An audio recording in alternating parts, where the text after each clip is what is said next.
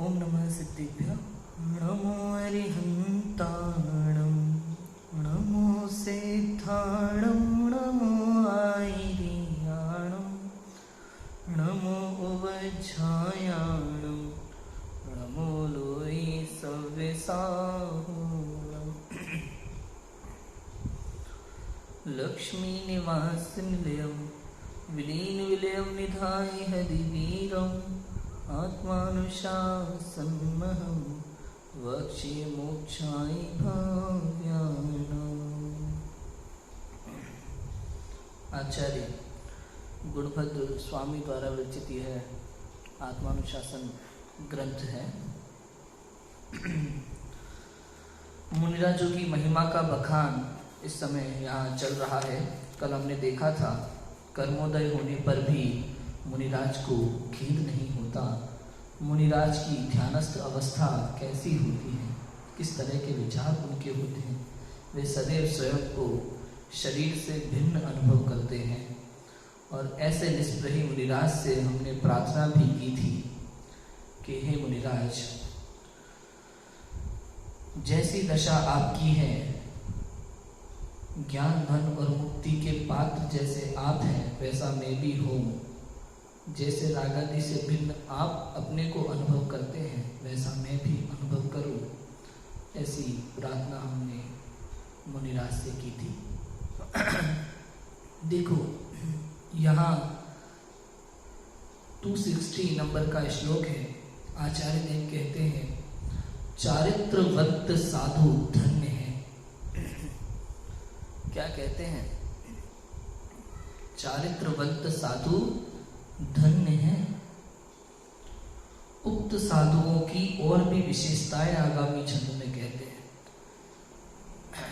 चारित्रम खलु धम्मो, वास्तव में तो चारित्र ही निश्चय से धर्म है।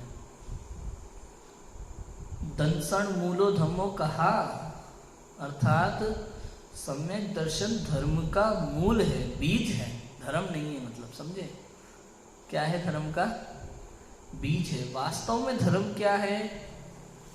चारित्रम खलु धम्मो, निश्चय से तो धर्म चारित्र का नाम है। लेकिन चारित्र मतलब क्या?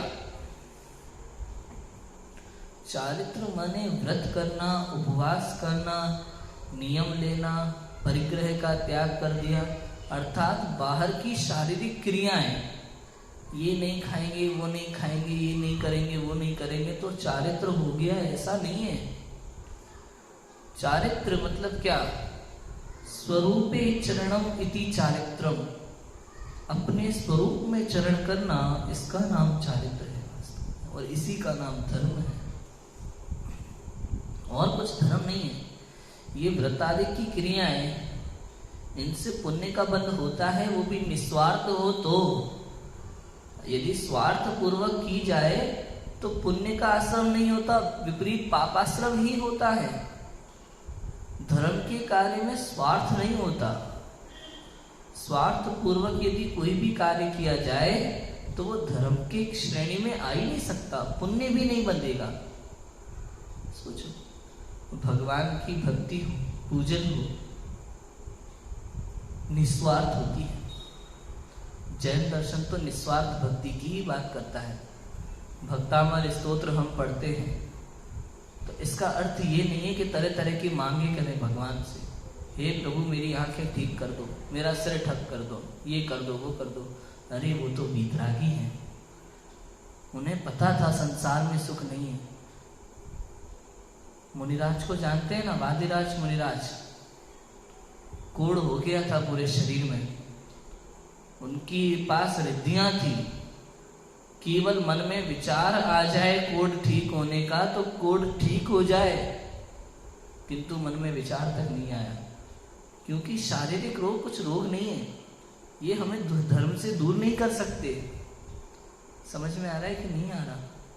शरीर की कैसी ही विपरीत अवस्था हो, जीव को धर्म के लिए सहायक ही होगा, विपरीत नहीं होगा।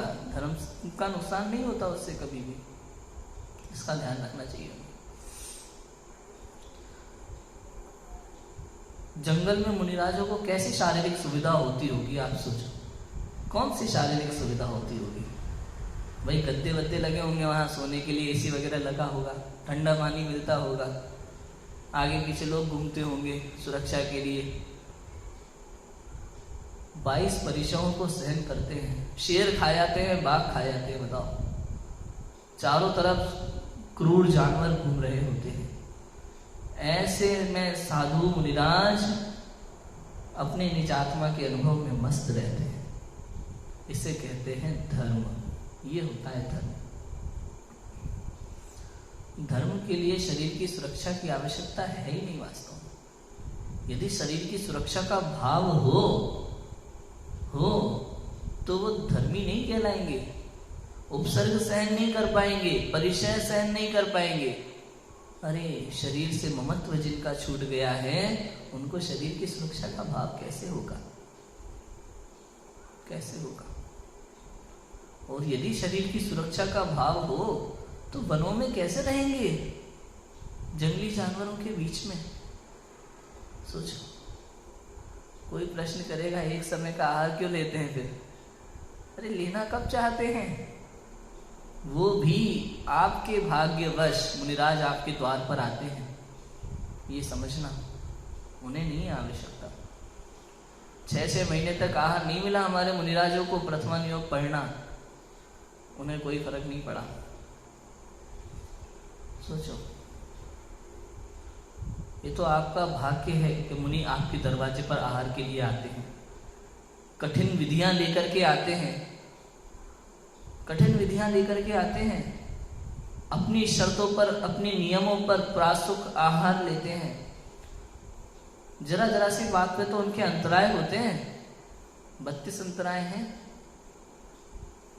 अरे आहार के लिए जा रहे हो, रास्ते में कोई रोता हुआ मिल जाए तो आहार नहीं लेते, अंतराय हो जाता है।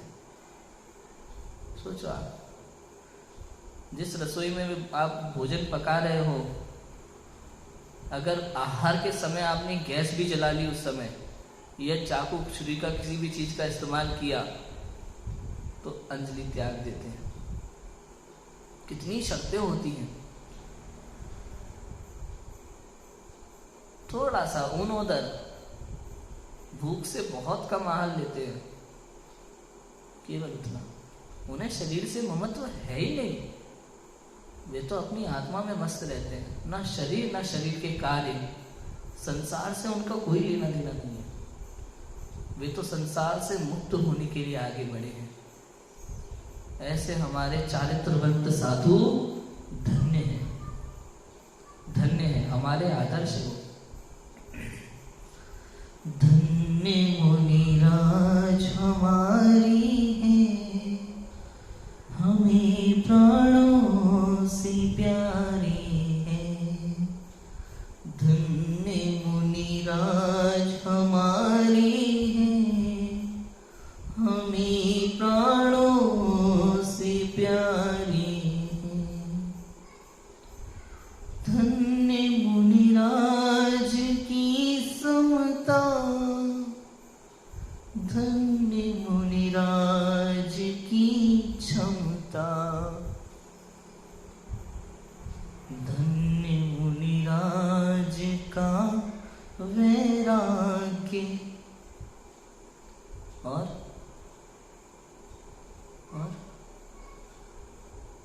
धन्य मुनिराज की तपस्या।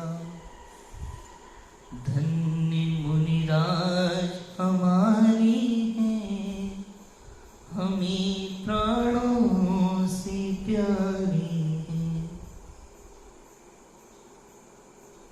वे मुनिराज हमारे आदर्श हैं।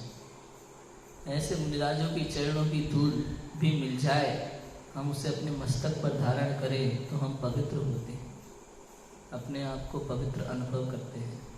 ऐसे मुनिराज के दर्शन महापुण्य के उदय से प्राप्त होते हैं, महासौभाग्य से प्राप्त होते हैं। दिगंबर मुनिराज समस्त जैन शासन में सर्वोपरि हैं, समस्त जैन शासन में सर्वोपरि हैं। तीनों लोगों के जीवों के भी तारणहारे हैं, समस्त जीवों के तारणहारे हैं दिगंबर मुनिराज। नौका के समान हैं हमें भवसागर से पार उतारने के लिए दिगंबर मुनिराज। दिगंबर मुनिराज की महिमा का वर्णन जितना किया जाए उतना कम है, जितना किया जाए उतना कम है। देखो पढ़ते हैं श्लोक में क्या लिखा है आचार्य देव ने, चारित्रवंत साधु धन्य है। दूरारूढ़ तपोनुभाव जनिता ज्योति सर्पणे अंतस्तत्त्वमदः कथं कथमपि प्राप्य प्रसादं गता विश्रब्धं हरिणि विलोलनयने रापीयमानावनी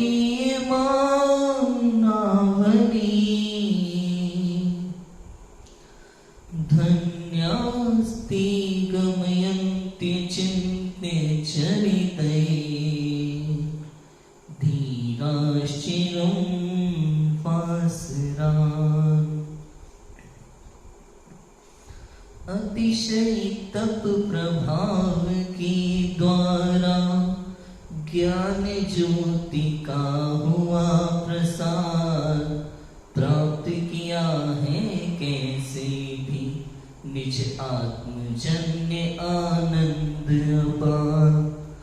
वन्य जीव विश्रांत हुए हिरणी के नेत्र करी विश्वास धन्य धन्य है धीर अचिंत्य चारित्रवंत वन में चिरवास।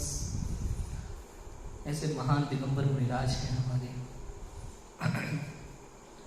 जिन्हें अतिशय तप के प्रभाव से उत्पन्न ज्ञान ज्योति की प्रकाश से निजात्म तत्व की प्राप्ति होने से अतिशय आनंद उत्पन्न हुआ है, जिनसे वन्य के प्राणियों को विश्रांति मिलती है, जिन्हें हिरणी के चंचल नेत्र भी जिन्हें विश्वास से देखते हैं, तथा जो अचिंत्य चारित्र सहित वन में बहुत दिन व्यतीत करते हैं, ऐसे वे धीर धन्य हैं। धन्य है वे दिगंबर मुनिराज, निर्घंट महामुनिराज। कैसे हैं वो? अतिशय तप के प्रभाव से उत्पन्न ज्ञान ज्योति के प्रकाश से निजात्म तत्व की प्राप्ति होने से जिन्हें अतिशय आनंद उत्पन्न हुआ है। ये आनंद किसका नाम है? ये सुख क्या है? ये जीव सुख के पीछे पागल है। सब ये सुख चाहते हैं, सुख को पाने के अनेक तरह के प्रयत्न भी करते हैं। कोई कहीं भागता है, कोई कहीं भागता है, जरा जरा सी मुश्किलों में किसी के भी पैर पकड़ लेता है, कहीं भी झुक जाता है,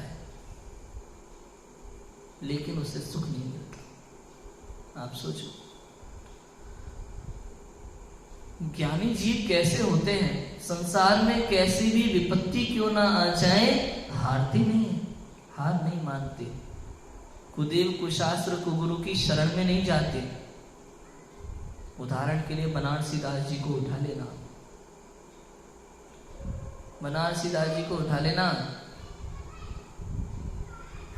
पुत्री पुत्र कितने थे पता है? 7 की संख्या थी कुछ लगभग, एक भी नहीं बचा। लेकिन मजाले किसके वो कहीं गए हो किसी बाबा के यहाँ, उनको नहीं दिया होगा किसी ने परामर्श। क्या लगता है आपको? अपने यहाँ जरा सा कुछ हो जाए, कोई बच्चा रोने लगता है, कुछ हो जाता है, तो अपने यहाँ क्या होता है, भाई फलाने बाबा के यहाँ चले जाओ, झाड़ा लगा देते हैं थोड़ा। तो तरह तरह की ऐसी चीजें आपको देखने को मिलेंगी, ऐसी मिथ्या मान्यताएं बहुत है। ये कर लो, वो कर लो, भगवान की शांति धारा करा दो इनके नाम पे तो आपका कल्याण हो जाएगा। अरे प्रभु, विश्व शांति के लिए शांति धारा कराते हुए आज सालों बीत गए, वर्षों हो गए, लेकिन आज तक विश्व में शांति नहीं हुई है। इससे सिद्ध होता है कि उससे होगी ही नहीं। भाई अगर होनी होती तो आज तक हो जाती। तुम वर्षों से जिस काम को कर रहे हो उससे हल नहीं मिल रहा है, इसका मतलब आपकी प्रक्रिया गलत है। दो कार्य हो सकते हैं भैया। आप किसी डॉक्टर के पास इलाज कराने जाते हैं, कोई डॉक्टर ने दवा लिख दी, आपको दवा से असर नहीं होता तो आप क्या करते हैं? सोचते ना भाई या तो दवा चेंज करो या डॉक्टर चेंज करो, दो चीजें ना, या तो डॉक्टर गलत है या फिर दवा गलत है, क्योंकि अब तक असर होना चाहिए था। ऐसे ही आप शांति धारा करते हैं परिवार की शांति के लिए, विश्व की शांति के लिए, लेकिन अगर नहीं हो रही है तो इसके दो मतलब हो सकते हैं, या तो आपकी विधि गलत है या भगवान गलत है। समझ आया? अब विचार कर लेना चाहिए क्या गलत हो सकता है। विधि गलत है और भगवान आपने जैसा माना था वैसा नहीं है, ये बहुत बड़ी गलती हो गई। भाई आंखों के डॉक्टर के पास कान दिखाने जाओगे तो इलाज नहीं मिलेगा। ऐसे ही सांसारिक कार्य के लिए अगर आप वीतरागी भगवान के पास भीख मांगोगे तो कुछ मिलने वाला नहीं है। किंतु उन्हीं वीतरागी भगवान की अगर वीतराग भाव से, निस्वार्थ भाव से स्तुति करोगे तो प्रकृष्ट पुण्य का बंध होगा और समस्त संसार के दुख टल जाएंगे। जिनेंद्र भगवान की भक्ति का परिणाम ऐसा होता है, ऐसा ही होता है। आप देखो विशापहार स्तोत्र के बारे में सुना है? विशापहार स्तोत्र की रचना कैसे हुई थी? एक व्यक्ति के पुत्र को सांप ने डस लिया था। उन्हें मंदिर में जिनेंद्र देव की भक्ति का बड़ा शौक था, अच्छा लगता था, पसंद था उन्हें। घंटों घंटों जिन मंदिर में बैठा करते थे। उनकी पत्नी बड़ी नाराज हुई, उन्होंने बुलाया किसी को, लेकिन वे भक्ति में मग्न थे, जिनेंद्र देव की भक्ति कर रहे थे निस्वार्थ भाव से। उन्हें पता चल गया पुत्र को सांप ने डांसा है, फिर भी कोई फर्क नहीं पड़ा। भक्ति ऐसी ही होती है भगवान की, संसार की सब बातें भूल जाते हैं। इसलिए तो जिन मंदिर में जाने से पहले अपन कहते हैं निश्चय निश्चय निश्चय, अर्थात संसार के सभी कार्यों का निषेध। अब यहाँ हम संसार के लिए कोई मांग नहीं करेंगे या सांसारिक सुख की कोई कामना नहीं करेंगे, ये भाव होता है। तो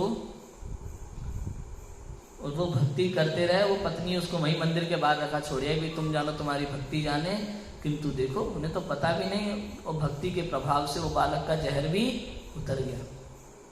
ये स्वयं हो जाता है। ऐसी घटनाएं, ऐसे अतिशय, ऐसे चमत्कार ऐसे ही होते हैं, निस्वार्थ भाव से होते हैं, ऐसे ही होते हैं। सेठ सुदर्शन, चंदन वाला, इनके जितने भी उपसर्ग हुए निस्वार्थ भक्ति से उपसर्ग हुए, निस्वार्थ भक्ति से। कोई करे ऐसा नहीं, कोई करे ऐसा नहीं।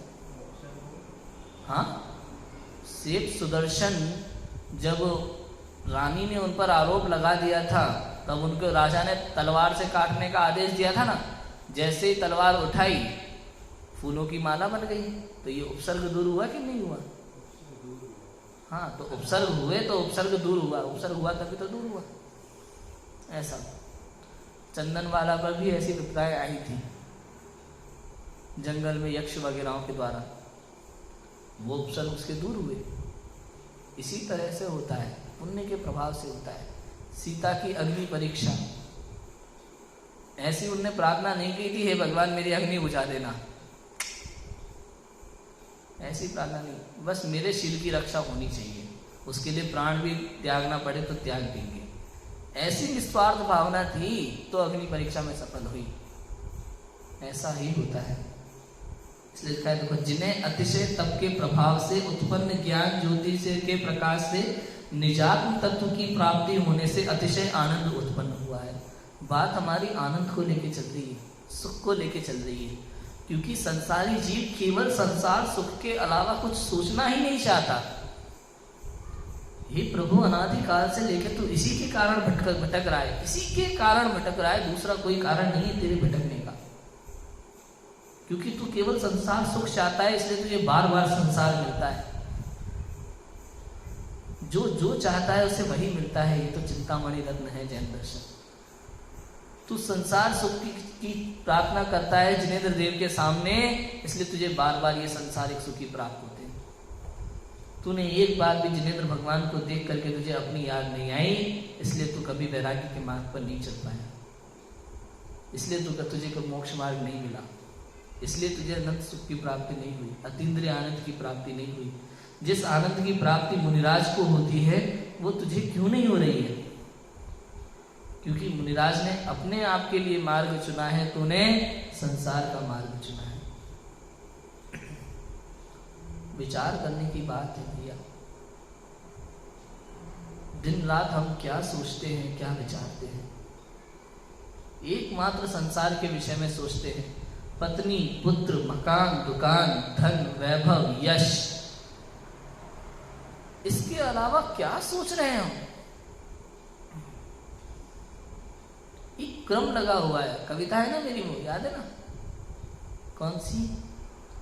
जरा विचार तो करो कि सारे लोग कहाँ गए। सारे लोग कौन? हमारे पूर्वज लोग। इस संसार में आकर की क्या महानता दिखा गए।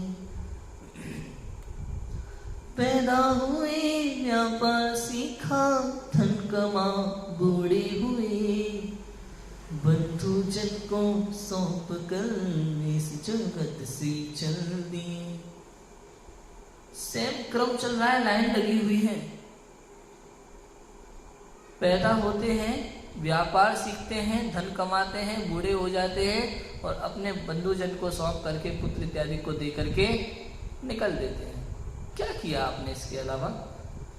हमारे पूर्वजों ने भी यही किया, आप भी यही कर रहे हो। ये मनुष्य जीवन क्या इसीलिए मिला था? क्या इसीलिए मिला था मनुष्य जीवन? यह अपने को जानने के लिए मिला था, मोक्ष मार्ग के लिए मिला था। विचार भी नहीं करते हम तो आनंद की प्राप्ति कैसे होगी हमें?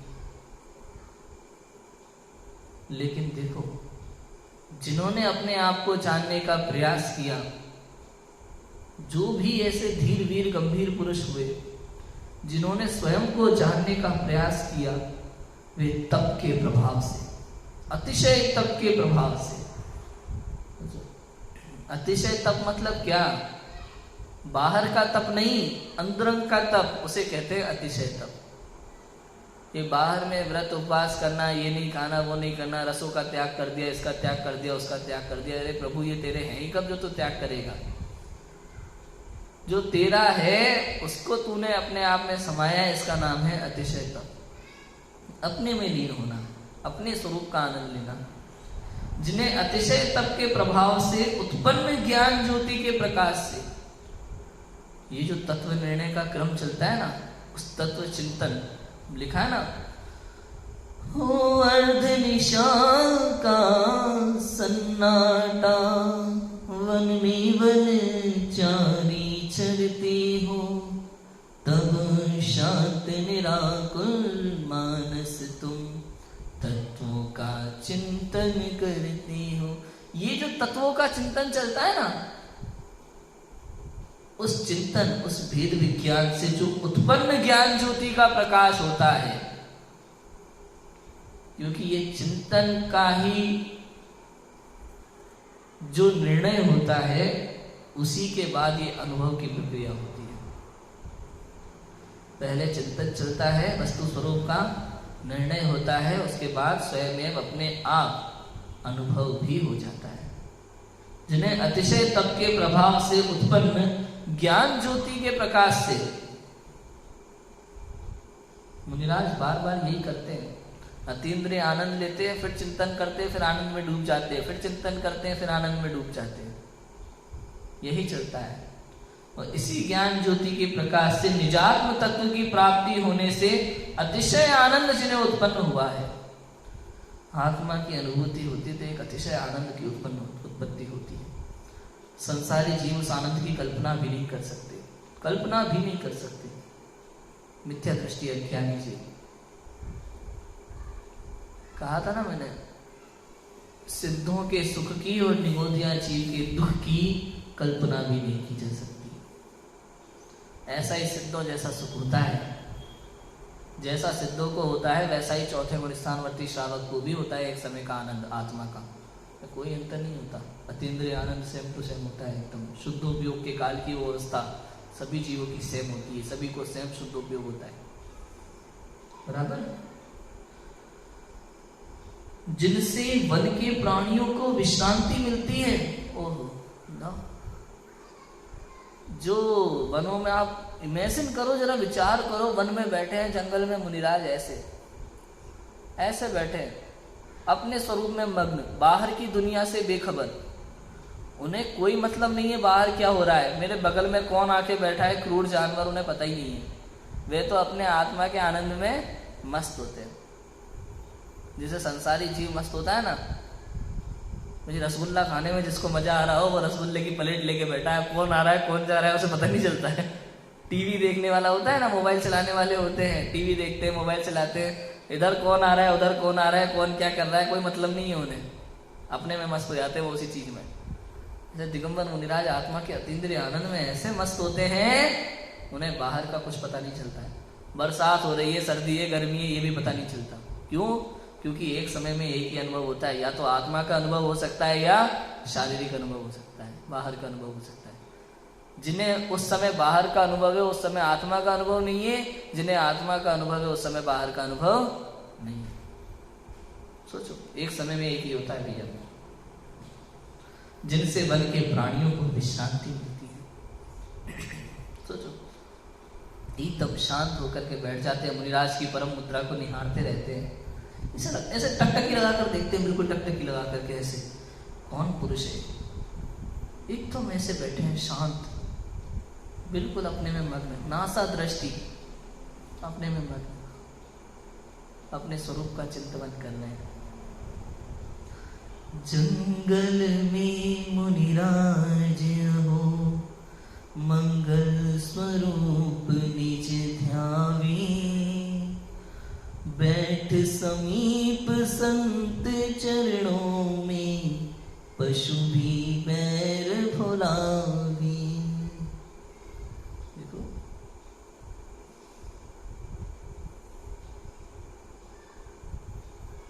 कसब की बातें हैं।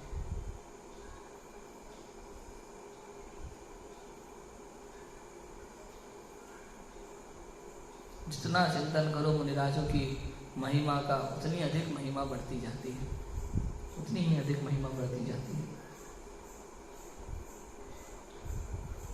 आपको पता है, चट्टान जैसे बिल्कुल ऐसे लगते हैं ना, कई जगह ऐसा होता है कि चट्टान जैसे लगते हैं जानवरों को मुनिराज, एकदम ऐसे निश्चल पत्थर की तरह। जैसे पत्थर पे जानवर ऐसे खुजा के चले जाते हैं ना, ऐसे मुनिराज से खुजा के चले जाते हैं, लेकिन मुनिराज अपने स्वरूप में मग्न रहते हैं। कैसा ध्यान होता होगा, कैसा उत्कृष्ट तप उनका रहता होगा, विचार करो। जिन्हें हिरणी के चंचल नेत्र भी विश्वास से देखते हैं, विश्वास से देखते हैं। अरे छोटे छोटे चींटी इत्यादि को ना, वो भी भय रहित होते हैं, सबसे बड़े अभयदानी होते हैं दिगंबर मुनिराज। जंगल में छोटे छोटे जानवर, कोई भी खरगोश हो तो खरगोश बगल में आके बैठ जाता है, उसे पता है कुछ नहीं करेंगे। सभी जीव निर्भय होते हैं। दिगंबर मुनिराज की कैसी महिमा है, जंगल का प्रत्येक जीव उनसे निर्भय रहता है, किसी को कोई भय नहीं होता। जो स्वयं भय से रहित हैं और दूसरों को भी भय से रहित रखते हैं, ऐसे दिगंबर मुनिराज होते हैं, गजब होते हैं।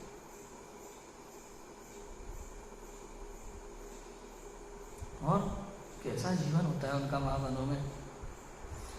शुद्धात्मा में ही जब लीन होने को, किसी का मन चलता है, तीन कषायों का जब राग परिणति से सहज ही टलता है।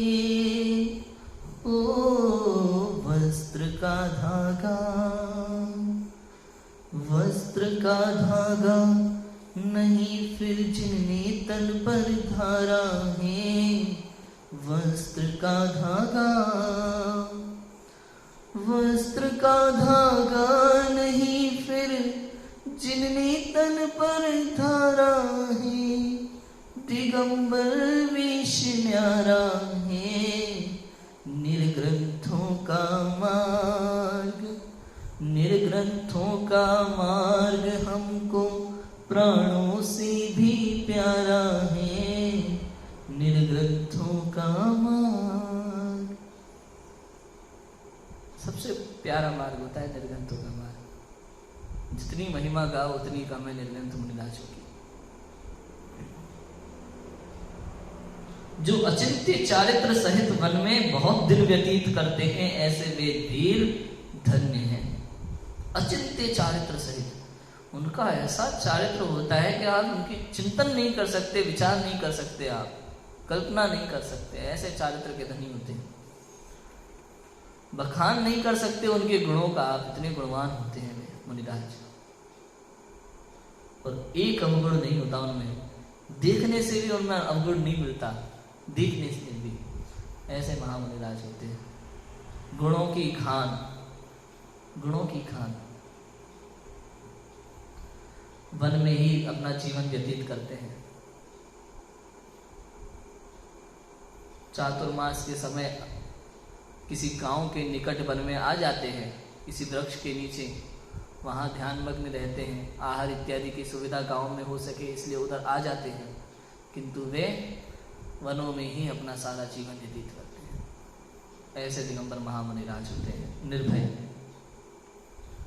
भावार्थ देखो, जो निज स्वरूप में मग्न होकर परम शांत दशा को प्राप्त हुए हैं वे धन्य हैं। आहा, निज स्वरूप में मग्न होकर परम शांत दशा को प्राप्त हुए हैं।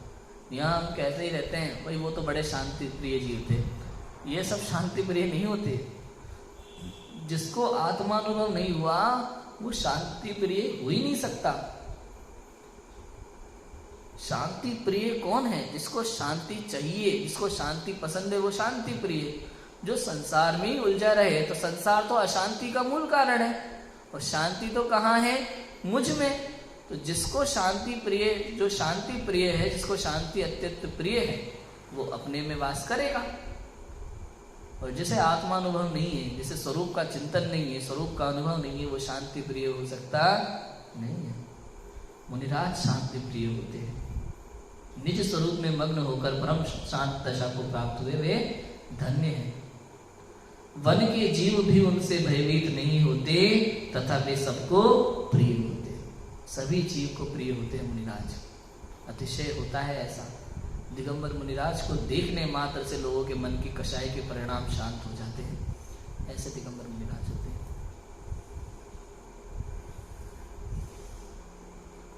बराबर है?